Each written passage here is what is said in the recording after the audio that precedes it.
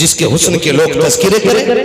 नहीं, अच्छा जीवन साथी वो है जिसका साथ पाने के बाद जिंदगी में तकलीफ का एहसास ना हो, वो सबसे अच्छा जीवन साथी होता है।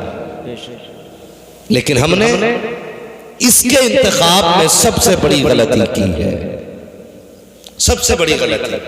डॉक्टर कहता है मैं अपना मेल मिलाऊंगा। कैसा मेल? का मुझे डॉक्टर नहीं ढूंढनी। क्यों भाई? का मैं डॉक्टर हूं, वो डॉक्टर नहीं होगी, तो दोनों एक मिजाज के होंगे, वो अलग अस्पताल चलाएगी, मैं अलग चलाऊंगा। तो अपने अपने मिजाज का लोग तलाश करते हैं। हमने अपने मिजाज का तलाश किया? कभी मुस्तफा के मिजाज के बारे में सोचा? सोचे जरा, कभी हमने वो सोचा हुजूर को पसंद क्या है? जिस दिन से पैदा हुआ था उस दिन से बाप ने कहा था नहीं, बहू ऐसी लेके आनी है कि ससुराल बेटे की ऐसी जगह बनाऊंगा जहां नाम सुन के लोगों की गर्दनें झुक जाया करें। ये मिजाज बाप ने पहले से बना रखा था। माँ के ख्याल में क्या था? दुल्हन ऐसी लानी है जिसे देख के चांद शर्मा जाए। और फिर जब माँ बाप की सोच ऐसी थी तो बता बेटे की सोच कैसी रही? वो दुनिया में फिरा, दुनिया देखी, उसने कहा नहीं इससे भी हसीन लानी है, इससे भी हसीन लानी है, इससे भी खूबसूरत लानी है। वो अल्लाह के बंदे नौजवानों, हम अपनी जिंदगी का जब दौर मुतय्यन करें कि हमें अपनी जिंदगी को किस तरह गुजारना है, तो सिर्फ अपनी फिक्र न किया करें, माँ बाप की सोच में न जाया करें, पहले मुस्तफा की सोच देखा करें।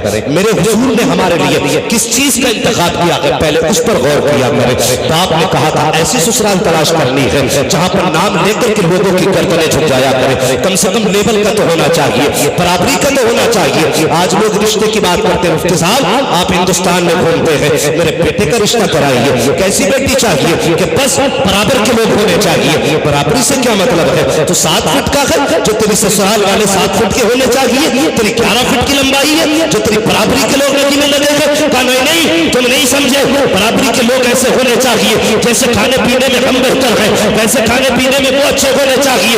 जैसे अमीरी में हमारा तस्करा है, ऐसे अमीरी में उसका तस्करा होना चाहिए। मैंने कहा नादान, तूने बराबरी यहाँ तलाश की है, क्या ये अच्छा होता कि तू कह देता मौलवी बेटी ऐसी चाहिए कि जब चले तो उसके हुस्न में किसी हीरोइन की अदा नजर ना आए, जब वो बोले तो उसके लहजे में कनीज़ फातिमा के जलवे नजर आने चाहिए, जब वो चले तो अदाए मुस्तफा नजर आनी चाहिए। खुदा की कसम अगर ये पसंद बनाई होती तो घरों में झगड़े नहीं होते, आफतें नहीं आती, दरवाजा तेरा होता, कदम तेरी बीवी का होता, रहमत खुदाए वहदहू ला शरीक की उतरना शुरू हो जाए। नारे तकबीर, नारे रिसालत, नारे गौसियत, मसलके आला हजरत अल्लामा मुफ्ती हम्माद रजा साहिब क़िबला, नारे तकबीर, नारे रिसालत।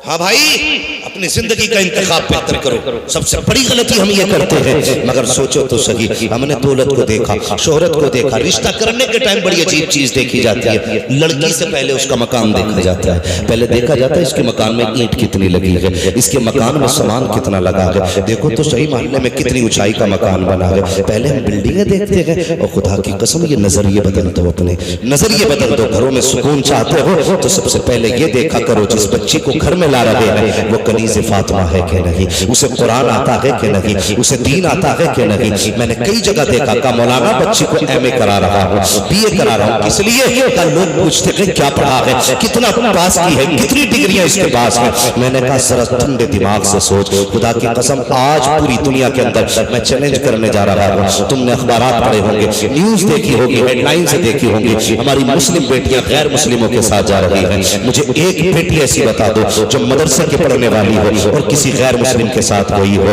जो मदरसे में तालीम याफ्ता हो और किसी गैर मुस्लिम के बिस्तर की रौनक बनी हो। जितनी बेटियां गई हैं, कोई स्कूल की पढ़ने वाली है, कोई कॉलेज की पढ़ने वाली है, कोई यूनिवर्सिटी की पढ़ने वाली है। और खुदा के वास्ते मैं दावे के साथ कहता हूँ, अगर बेटियों की आखिरत संवारना चाहते हो, मैं तालीम का मुखालिफ नहीं हूँ, मैं तालीम के इख्तिलाफ तालीम से इख्तिलाफ नहीं रखता, लेकिन ये कहता हूँ कि बेटियों को दुनिया की तालीम बाद में देना, दीन की तालीम पहले दे दो।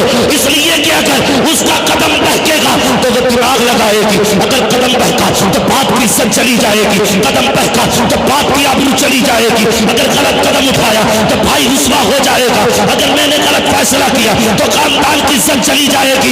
ये कब होगा? ये तब होगा जब बेटी को कनीज़ फातिमा बनाया जाएगा, मुस्तफा की शहजादी की तालीम से जोड़ा जाएगा। अगर तेरी बेटी कुरान की कारिया बन गई तो कोई बाप रोएगा नहीं, बल्कि गरीब बाप भी फख्र से कहेगा कि मेरे घर में जो बेटी आई है इस बात पे मुझे शर्म नहीं आती, बल्कि मुझे फख्र है, मैं कारिया कुरान बेटी का बाप बना करके दुनिया में भेजा गया। जिंदाबाद जिंदाबाद, बहुत अच्छे भाई, जिंदाबाद। कि अपनी बेटियों को पढ़ाओ। हमारे मिजाज देखो, बहुत अच्छे। हमने कहा एमए कराएंगे, बीए कराएंगे, बीएड कराएंगे, वो मर्जी है तुम्हारी। मैं अक्सर कहता हूँ तालीम औरतों की जरूरी तो है, मगर खातून खाना हो वो सबा की परी ना हो। अपनी बेटियों को कनीज़ फातिमा बनाओ, कनीज़ फातिमा बनाओ, इन्हें दीन की तालीम दो। अब वो दौर नहीं रह गए कि कौन सा एमए पास है, कितनी डिग्रियां इसके पास है। सबसे पहले ये पूछ इसे मुस्तफ़ा का दिया हुआ कुरान आता है कि नहीं। सबसे पहले ये पूछ इसे हुजूर की हदीस आती है कि नहीं। दावे के साथ कहता हूं जिन घरों के अंदर कुरान पढ़ने वाली बेटियां आती हैं उन घरों में बलाएं नहीं आया करती। आज जाकर के देखो कौन से मजार पे भीड़ नहीं है, ऐसी लुटेरे बैठे। अगर दिमागी तवाजुन खराब है तो कह रहे इस पे 6 सवार है, उसने ठेका ले रखा है, जितना चाचा किताब खोल के निकाल देता 12 का असर है। ओ भाई अगर घरों में सुकून चाहते हो, अरे कितने घर तुम्हें बताएं जो गलत बहुओं की वजह से वीरान हो गए। हाँ बुरा मत मानना अगर कोई इस मर्ज का शिकार हो तो। इल्ला माशाअल्लाह किसी एक पे असर हो गया, ये कि 100 की 100 बीमार है तो 100 की 100 पे असर है। घर के घर तबाह हो गए। और सीधा साधा आदमी अगर मियां ने कह दी कि 40 जुमेरातें आनी है तो नमाज छूटे, जुमा छूटे, हज छूटे, ज़कात छूटे, ये सब छूट जाए। मियां का कहना हुआ कही हुई बात नहीं छूटनी चाहिए। इसे जाना है 40 जुमेरातों तक, चिराग भी जला रहे हैं। हाँ 40 जुमेरातें यहाँ गुजारनी है। वो अल्लाह के बंदे मैं दावे के साथ कहता हूँ, तुझे मियाँ ने कहा था ना 40 जुमेरातें यहाँ गुजारनी है, और तेरे घर में कितनी भी बड़ी बला थी ना, तू 40 दिन अल्लाह के घर मस्जिद में गुजार देता। सिर्फ मस्जिद में 40 दिन गुजार दे, खुदा की कसम मियाँ का दिया हुआ तावीज़ उतना सुकून नहीं दे सकता जितना सुकून अल्लाह के घर में 40 दिन तेरी नमाजें पढ़ना तुझे दे सकते हैं। किस जगह पे चले हैं हम, कहाँ जा रहे हैं हम? दीन से दूर हो गए, बहुत दूर है तालीम से हम। अजी चलो तुम ही बना लेना मुल्ला। और कुछ तो ये कह देते हैं कि साहब इन्हें क्या करेंगे पढ़ा के, बेटी तो पराया धन है, बेटी पराया धन। मुझे एक बात बताइए, जब ये तुम्हारे घर में पैदा हुई तुमने कहा पराया धन है, जब ससुराल गई तो उन्होंने कहा ये पराए घर की है। मुझे ये फैसला करके बताओ इस बेटी का अपना घर कौन सा है। ये भी तो दुनिया में इंसान बन के आई है, इसका भी तो अपना हक था। बाप ने कहा पराया धन, ससुराल वालों ने कहा पराए घर से आई है। 18 साल तक ये सोचती रही इसे पराए घर जाना है, और बाकी की जिंदगी के साल इसने ये सोच के गुजार दिए कि ये पराए घर से आई है। मुझे फैसला करके बता इसका अपना घर कौन सा है, बताया जाए। क्या इस बेटी को कोई घर दिया कि नहीं? हमने ये सोच करके बेटियों को नहीं पढ़ाया, क्या करेंगे पैसा खर्च करके, ये हमारे किस काम आएंगे, ये सोच करके बेटियों को तालीम नहीं दी। और तुमने 10-10 लाख बेटों की तालीम पे लगाया, क्या सोच करके कि ये बुढ़ापे का सहारा बनेगा, बुढ़ापे में हमारे काम आएगा, इसलिए 10 लाख लगाए हैं। इसलिए तुमने जब 10 लाख उसको डिग्री कराने में लगाए, बेटी को 1 लाख रुपए लगा करके पढ़ा ना सके, ये सोच करके ये पढ़ेगी तो पढ़ाई घर चली जाएगी, हमारे किस काम की है। अगर तेरी समझ में ये बात नहीं आई है तो सुन, आज मैं बताना चाहता हूँ, अगर बेटा तेरा बुढ़ापे का सहारा होता है तो सुन, बेटी आखिरत का सहारा हुआ करती है। मेरे हुजूर ने फरमाया तेरी बेटियां तेरे और जहन्नम के दरमियान एक दीवार बन जाएगी। अगर तू जहन्नम में जाएगा तो बेटियां हाथ पकड़ के तुझे जन्नत के दरवाजे तक लेके चली जाएगी। वाह जिंदाबाद, नारे तकबीर, नारे रिसालत, नारे गौसियत, मसलके आला हजरत, फैजाने आला हजरत अल्लामा मुफ्ती हम्माद रजा साहिब किबला, नारे तकबीर, नारे रिसालत। बहुत अच्छे, जिंदाबाद। हमने इतना जुल्म किया बेटियों के साथ, आज रो रही हैं बेटियां, रो रही हैं आज बेटियां। बाप भी जाहिल था, माँ भी जाहिल थी, इल्म की कदर दोनों ने नहीं जानी। अगर तुम चाहते हो ना आने वाली नस्लें बेहतर हो, तो खुदा की कसम उन बच्चों को गोदें अच्छी दे दो। अगर गोदें अच्छी होंगी तो नस्लें भी अच्छी होंगी। हाँ, जिस तरह अच्छी फसल के लिए अच्छी जमीन जरूरी होती है, उसी तरह अच्छी नस्ल के लिए अच्छी माँ जरूरी होती है। ये याद रखना, अच्छी नस्ल के लिए अच्छी माँ जरूरी है। अगर तुम्हारी बेटी ने सिर्फ 2 साल भी मदरसे में गुजारे होते ना, और बच्चा रोता ना, तो वो मोबाइल बजा के गाना बजा के कान पे न रखती, कम से कम इतना तो करती कि गाने की जगह मुस्तफा की नात लगा देती। लेकिन पूरी जिंदगी बाप के घर नाटक देखते रही, सीरियलों में जवानी गुजर गई। जब बच्चा रोया फिर गाना लगा के दे दिया। और लोग, हमारी कौम के कितने सीधे लोग हैं, कहते नहीं नहीं 12 साल तक तो बच्चे बच्चे होते, 12 साल तक बच्चे बच्चे होते, अभी कोई बात नहीं है। अगर 8 साल में बच्चा किसी का अंडा चुरा लाए ना, अम्मा कहती थी बच्चे ही तो छोड़ो जी, अभी बच्चे ये ना समझी में ले आया। नहीं, बच्चे की परवरिश 10 साल या 8 साल के बाद नहीं, बच्चे की तरबियत तब से शुरू हो जाती है जब बच्चा माँ के शिकम में आता है। जी बिल्कुल हक। मैं आपको कहानी नहीं सुना रहा हूं, ये जिंदगी का हर्फ आखिर बता रहा हूं। अगर इसको सुनने के बाद भी गफलत की तो कोई बचाने वाला नसीब नहीं होगा। न मियाओं के तावीज बचा पाएंगे, न मियाओं के कंडे बचा पाएंगे। ये याद रखना, बच्चा तभी से तरबियत के लिए मुतवज्जो हो जाता है जब माँ के शिकम में आता है। वो बच्चा नहीं, मेरे उस्ताद गिरामी ने भी बताया, सरकार गो से पाक, अल्लाह अकबर। पूछो ना उलमा से, दुनिया में तशरीफ लाए, माँ उस्ताद के पास ले गई, पढ़ाइए ना हजरत मेरे बच्चे को। उस्ताद ने बिस्मिल्लाह पढ़ाई, पढ़ना शुरू किया, 17 या 14 पारे पढ़ डाले। उस्ताद ने क्या कहा था, जहां इतने पारे हिफ्ज़ किए उतने बाकी भी वहीं कर लेते। तो आपने क्या फरमाया था, कहा उस्ताद जिस दरसगाह में मैंने इतने पारे याद किए हैं, उस दरसगाह में इतनी पढ़ाए जाते हैं। उस्ताद ने कहा क्या बात, कहना क्या चाहते हो? फरमाने लगे, ये मैं किसी मकतब में नहीं सीख के आया, ये मैंने माँ की गोद में सीखे। वाह जिंदाबाद, बहुत अच्छे। माँ की गोद में सीखे, ऐसी कितनी बातें तुम्हें बताऊंगा, माँ की गोद में सीखे। इसलिए मैं कहता हूं, अगर नस्ल अच्छी चाहते हो तो गोद अच्छी दो। हाँ, अगर बेटी कुत्ता बिल्ला लेके आएगी तो तेरे बेटे को कुत्ता बिल्ला बनाएगी। अगर माँ कुरान वाली होगी तो बेटे भी कुरान वाले होंगे।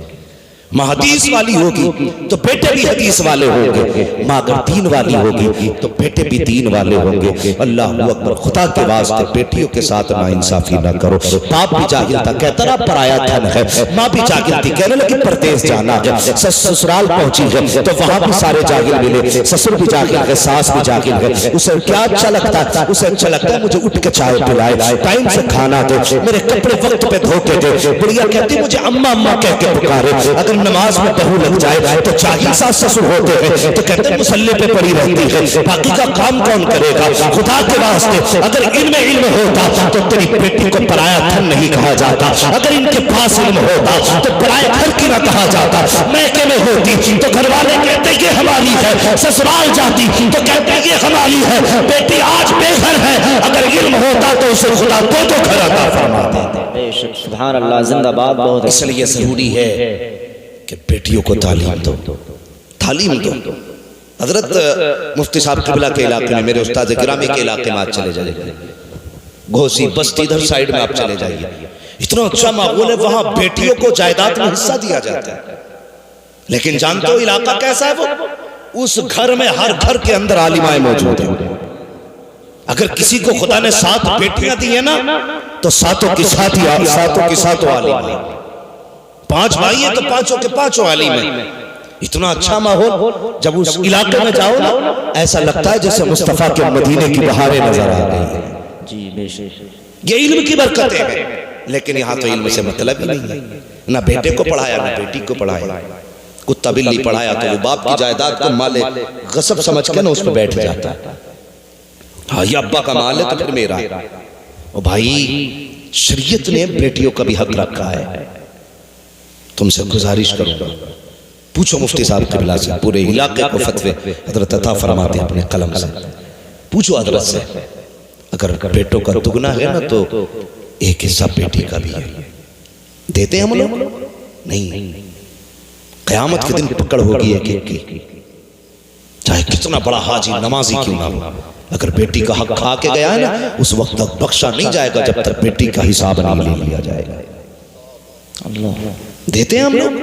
बिल्कुल नहीं, बस इंतजार करते हैं। अब्बा कहता ना इसे संभाल बेटे, नाराज ना हुआ कर बहन पे, ये 18 साल की मेहमान है, फिर चली जाएगी तो ये लौट के नहीं आएगी। और खुदा के वास्ते बाप आया कर, जब तू बेटों को जायदाद बांटा करे ना, तो जहाँ बेटों को तूने 2 कमरे दिए हैं, एक कमरा बेटी को भी दे दिया कर, इसलिए कि जब ये ससुराल से वापस आया करे तो इसे तेरा मेरा मुंह देखना ना पड़ा करे। इसका जब तूने 1 कमरा घर में दिया होगा, तो जब आएगी ना तो फख्र से सर उठा के आएगी कि तुम्हारी जायदाद में नहीं आ रही हो, मैं अपने उस मकान में आ रही हूँ जो मेरा बाप मुझे दे करके गया है, जो मेरे बाप ने मेरा हिस्सा मुकर्रर किया है, मैं अपनी जायदाद में आ रही हूँ। कभी बेटियों के साथ ना इंसाफी ना किया करो, इन्हें कमजोर न जाना करो, बेटियों के साथ उनका हक ना खाया करो। अल्लाह तौफीक दे तो बेटियों का हक अदा किया करो। बेटियां पैदा हो तो चेहरे उतर जाते हैं, कहते नहीं बेटा होगा तो इसे डॉक्टर बनाऊंगा, बेटी पैदा हुई तो काम काज में लगा दिया। कितने तुमने मीठा शहर बेटियों को दिया, उसको पूरा जिंदगी तुम उससे घर की सफाई कराते रहे, उससे बिस्तर उठवाते रहे, बिछवाते रहे, तुम्हारे कपड़े धुलती रही, कभी उसकी जिंदगी और मुस्तकबिल के बारे में नहीं सोचा। तुमने बेटियों के साथ कितनी बड़ी नाइंसाफी की है, तुम्हारे चेहरे उतर जाते हैं बेटियों की पैदाइश में। मुस्कुरा दिया करो, अगर बेटे पैदा होते हैं तो खुदा की कसम वो बुढ़ापे की लाठी बन करके आते हैं। जब बेटी आती है तो रिस्क का सहारा बन के आती है, जन्नत का टिकट बन के आती है, आखिरत का परवाना बन के आती है। बेटियों को देख करके चेहरे न बिगाड़ा करो, बेटी कितनी बड़ी नेमत होती है, कभी तुमने सोचा ही नहीं है। अल्लाह अकबर, जब मेरे हुजूर के आंगन में सैयदा तैयबा ताहिरा आबिदा साहिदा हजरत फातिमा ज़हरा तशरीफ लाई है, आपकी चच्ची मेरे हुजूर की चच्ची तोड़ करके आई, कहती या रसूल अल्लाह, मेरी ख्वाहिश थी कि इस बार बेटा होता, मैं आपको बेटे की खुशखबरी देती, हुजूर आप मुझे इनाम से नवाजते। कहा क्या हुआ? कहा लेकिन क्या करूं, खुदा ने आपको छोटी बेटी अता फरमाई है। मेरे हुजूर अपनी जगह से उठे और अपनी चच्ची का इस्तकबाल किया, फरमाने लगे चच्ची क्या सोच के आई थी? कहा ये सोचा था अगर बेटा पैदा होगा मैं खुशखबरी दूंगी, मुस्तफा मुझे इनाम से नवाजेंगे, अब खाली हाथ जाना पड़ेगा। मेरे नबी ने फरमाया चच्ची खामोश हो जा, अरे बेटे वाले क्या देते हैं जो तुझे बेटी वाला देने वाला है? तूने मुझे फातिमा की खुशखबरी दी है, जा मैं तुझे जन्नत का परवाना अता कर रहा हूँ। जिंदाबाद, नारे तकबीर, नारे रिसालत, नारे गौसियत, मसलके आला हजरत, फैजाने आला हजरत अल्लामा मुफ्ती हम्माद रजा साहिब किबला, नारे तकबीर, नारे रिसालत, जिंदाबाद। बहुत अच्छे। उसकी पैदाइश में चेहरे क्यों बिगड़े? सिर्फ यही कसूर है ना बेटी है, यही खता थी ना उसकी कि वो एक बेटी बन के पैदा हुई, तेरे साथ कांधे से कांधा मिला के लड़ नहीं सकती। लेकिन सुन, खुदा की कसम, जब बेटे साथ छोड़ जाते हैं तो बेटियां साथ निभाया करती हैं। लिख लेना और जाओ अपने पूरे गांव में सर्वे कर लो, प्रधान से लेकर के चौकीदार तक, जमादार से लेकर जमींदार तक जाओ, जाकर के देखो जिसे भी बेटों ने छोड़ा है उसे बेटियों ने सीने से लगाया, बेटियों ने सीने से लगाया। और भाइयों से गुजारिश करूंगा, तुम ये मत समझना बेटियों की तालीम पे खर्च होगा तो हमारा जाएगा। तुम नहीं जानते, जब बेटा पैदा होता है फरमाता जा अपने लिए भी कमा, अपने माँ बाप के लिए भी कमा, लेकिन जब बेटी आती है तो फरमाता जा मैं तुझे भी दूंगा, तेरे सदके में तेरे माँ बाप को भी दूंगा। ये बेटी होती है। और पूछो यार बेटियों वालों से, खुदा की कसम मैं दावे के साथ कहता हूँ, जिस घर के अंदर 9 बेटे और 1 बेटी ना हो, वो घर 9 बेटों के होते हुए कब्रिस्तान लगता है। और जिस घर में बेटे ना हो, 1 बेटी हो, खुदा की कसम वो अकेली बेटी पूरे घर को जन्नत बना के रखती है। ये बेटी की बरकत है।